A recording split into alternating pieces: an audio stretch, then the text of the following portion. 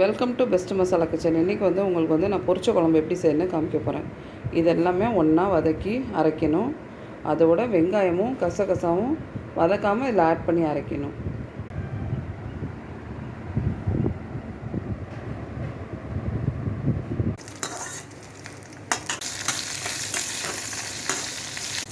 இது நல்லா வதக்கணும், பச்சை மிளகாய் வெடிக்கிற வரையிலும்.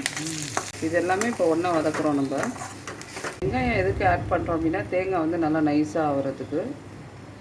பட்டை, கிராம்பு, ஏலக்காய் இதை தாளிக்க போகிறோம் இப்போ குழம்புக்கான்ட்டு. தக்காளி, வெங்காயம், பூண்டு இதெல்லாமே இப்போ நம்ம அதோட வதக்க போகிறோம்.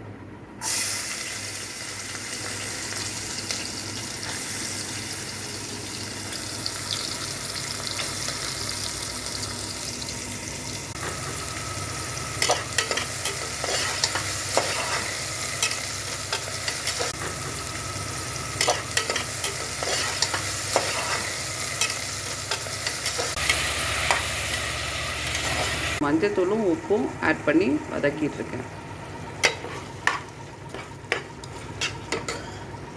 இதில் 1/4 கிலோ உருளைக்கிழங்கு ஆட் பண்ணியிருக்கேன். தோலை உரித்து டைரெக்டாக உருளைக்கிழங்கு இப்போ குழம்புல போட போகிறோம். இதில் கொத்தமல்லியும் உருளைக்கிழங்கும் ஆட் பண்ணி வதக்கியிருக்கேன். மல்லித்தூள் ஒரு 1/2 ஸ்பூன் ஆட் பண்ணியிருக்கேன்.